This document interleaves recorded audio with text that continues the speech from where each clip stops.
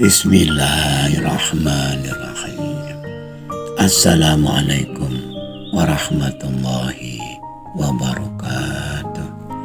Wahai anak-anakku, murid-muridku yang senantiasa dirahmati oleh Allah SWT. Marilah kita lanjutkan pelajaran kita, ngaji belajar murid. Kali ini kita membahas mengenai antara rasa dan rasio. Haji Umar memarkir mobilnya di antara puluhan mobil yang berjajar di tempat parkir rumah makan Padang Restu Bundu. Hasan kaget melihat puluhan orang antre memesan makanan di rumah makan tersebut. "Ya, mengapa antreannya sampai begini?" tanya Hasan kepada ayahnya.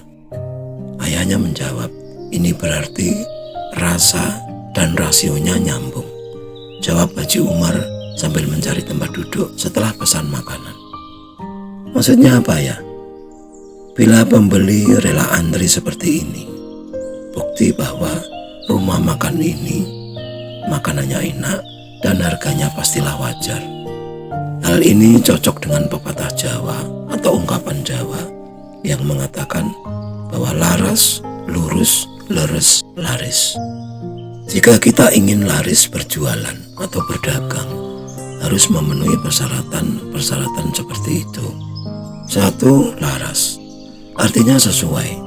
Apa yang kita jual adalah apa yang dibutuhkan orang banyak.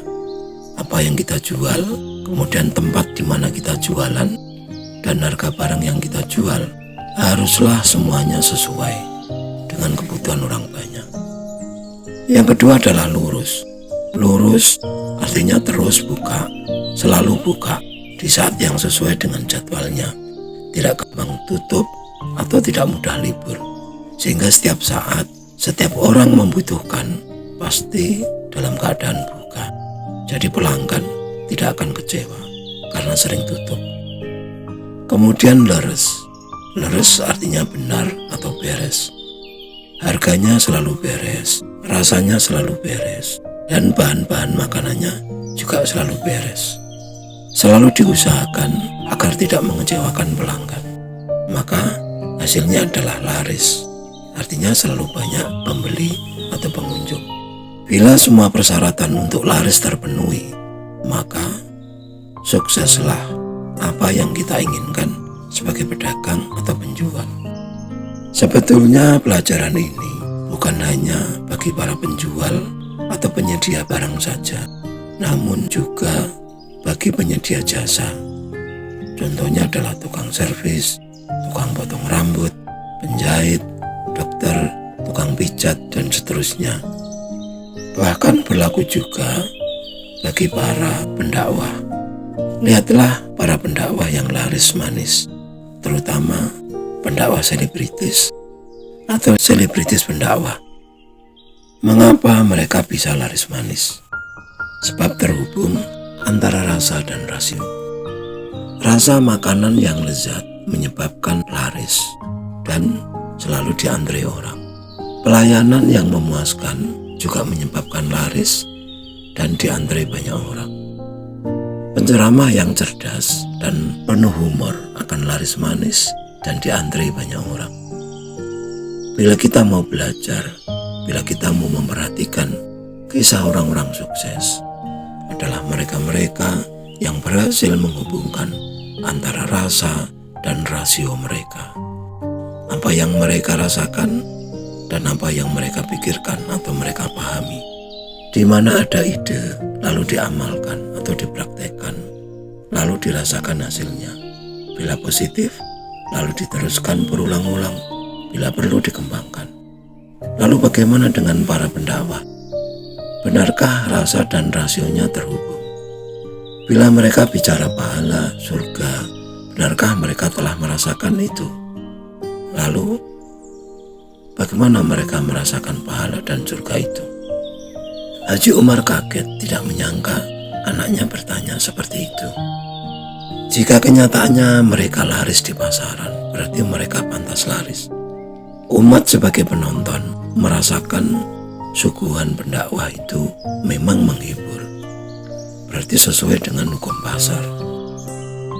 Buat apa harus merasakan pahala dan surga dan merasiokannya, bila tanpa merasakan dan merasiokannya mereka telah sukses, laris manis? Bukankah nyatanya begitu? Bagaimana mereka di akhirat nanti ya? Loh, itu urusan belakangan, jawab Haji Umar. Percakapan mereka berhenti begitu pesanan mereka datang. 2 piring nasi padang dan 2 teh panas menemani. Mereka segera menikmati hidangan yang memang nikmat bersama-sama dengan puluhan orang lain. Sementara mereka yang telah selesai dan membayar di kasir tampak wajah-wajah puas atas apa yang barusan mereka nikmati. Dari secuil cerita dan percakapan antara Haji Umar dan Hasan anaknya, kita dapat mengambil pelajaran tentang rasa dan rasio.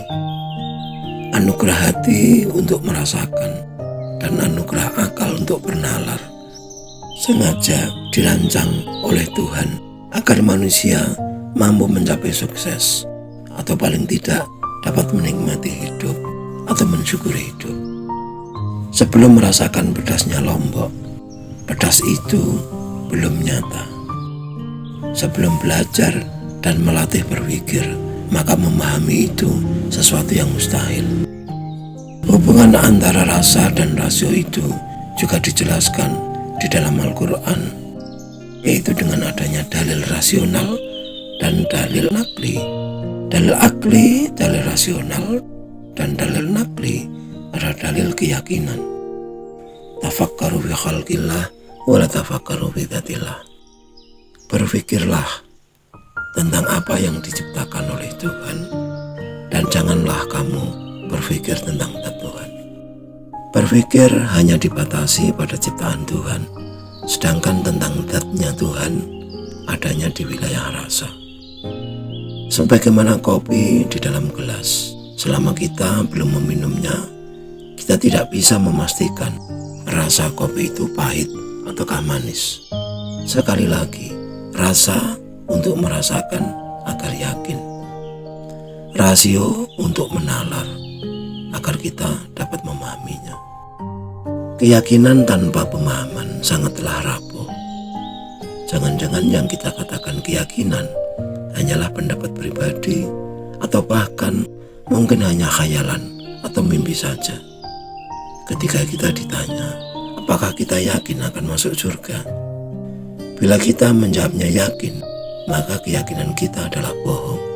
Karena tanpa rasa dan rasio, tanpa merasakan dan tanpa memahami bagaimana prosesnya kita masuk surga. Marilah kita periksa satu persatu sanak saudara, teman-teman, tetangga, atau siapapun yang kita kenal. Setelah kita periksa, maka janganlah kita kaget bila mereka tidak tahu hubungan antara rasa dan rasio. Karena mayoritas mereka hanyalah orang-orang yang taklid atau hanya ikut-ikutan saja pada kebanyakan orang. Padahal di dalam Quran yang dinyatakan di dalam surat Al-An'am 116, yang artinya, jika kamu menuruti kebanyakan orang-orang yang ada di muka bumi ini, niscaya mereka akan menyesatkanmu dari jalan Allah.